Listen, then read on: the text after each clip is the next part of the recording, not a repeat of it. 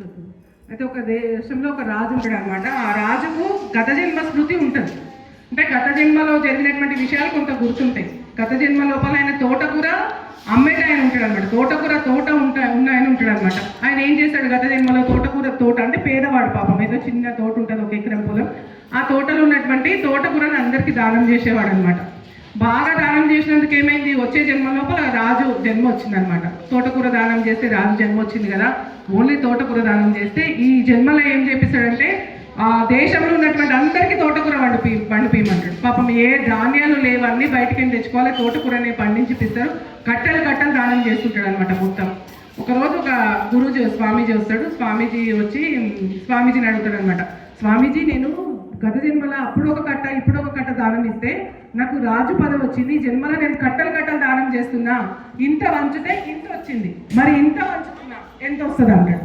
ఇంత వంచితే ఇంతే వచ్చింది, ఇంత వంచినా ఇంతే వస్తుంది. ఎందుకంటే నువ్వు గత జన్మలో ఆశించలేవు. పేదవాడిగా ఉండి నీ దగ్గర ఉన్న గింత తోటకూర ఉంటే అందులోంచి కొంచెం దానం చేసినావు. కానీ ఈసారి ప్రజలందరినీ పీడించి తోటకూర పండిపించి రాజుపై ఉండి కూడా అంతే దానం చేస్తున్నావు. దానివల్ల ఫలితం ఉంటుంది. పోయిన జన్మ లోపల ఆశించలేవు కాబట్టి రాజు అయినవు, ఈ జన్మలో ఆశిస్తున్నావు, మళ్ళీ తోటకూర అమ్ముకునే వాడివైనా ఆశ్చర్యం లేదని చెప్తాడు. కాబట్టి దీంట్లో అర్థం ఏంది కథ లోపల అంటే మనం ఫలితం ఆశించి పని చేయొద్దు.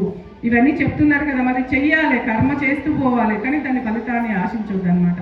అయితే మనం అందరం కూడా అందరము భక్తిగా ఉంటాము. కొంచెం మంది అడుగుతుంటారు, నాస్తికులు అడుగుతారు, మీరు భక్తి భగవంతుడు అంటారు, మరి దేశం లోపల అందరికీ ఇన్ని కష్టాలు ఉన్నాయి, ఇంకేం భక్తి అని చెప్పేసి ఒక నాస్తికుడు ఒక క్షావరం చేసుకునేట ఆయన బ్రాహ్మణుని అడుగుతాడు అనమాట. అంటే క్షావరం చేసేవాడంటే బార్బర్ అనమాట, కటింగ్ చేసేట ఆయన ఒక బ్రాహ్మణుని అడుగుతాడు. అప్పుడు బ్రాహ్మణుడు అంటాడు, అలాగా అని చెప్పేసి క్షావరం చేయించుకున్నాక కాముకుంది తర్వాత కానీ రోడ్డు మీదకి తీసుకెళ్తాడు అనమాట. తీసుకెళ్ళి రోడ్డు మీద అందరు ఇంతమంది గడ్డాలు మీసాలు పెరిగినాయి, మరి నువ్వు ఎవరికి ఎందుకు కట్ చేస్తలేవంటే, వాళ్ళు నా దగ్గరకు వస్తే కదా నేను చేస్తా కదా, మరి నువ్వే ఒక క్షావరం చేసుకునేవాడివి, నీ దగ్గరకు వస్తేనే నువ్వు కటింగ్ చేస్తావు, మరి అంత భగవంతుడు నీ భగవంతుని దగ్గర పోయి వేడుకుంటే కదా మన కోరికల్ని నెరవేర్చేది. మరి భగవంతుడి దగ్గరికి పోంది ఆయన నీ కోరికలు ఎట్లా నెరవేరుస్తారు?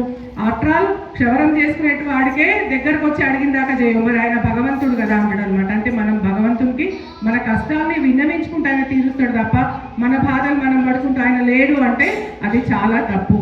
మనం భగవంతుని ఆరాధిస్తూనే ధర్మ మార్గంలో నడవాలి. ఎట్లా భగవంతుని ఆరాధించాలంటే, ఒక జమీందార్ ఒక పేద అమ్మాయి ఉంటుంది అనమాట. ఆమెకి వెనకాల ఉండాలి, ఎవ్వరు ఉండరు. అంటే రోడ్డు మీద పోతుంటే చాలా మంది అల్లరి కుర్రవాళ్ళు ఉంటారు కదా, వాళ్ళందరూ కూడా ఏడిపిస్తూ ఉంటారు. అల్లరి కుర్రవాళ్ళు ఏడిపిస్తుంటే ఆమె ఏం చేస్తారంటే, నా వెనకాల ఎవరు లేరని మీరు ఇట్లా చేస్తున్నారు కదా అని చెప్పేసి పక్కన ఒక జమీందారు గారి ఇల్లు ఉంటుంది.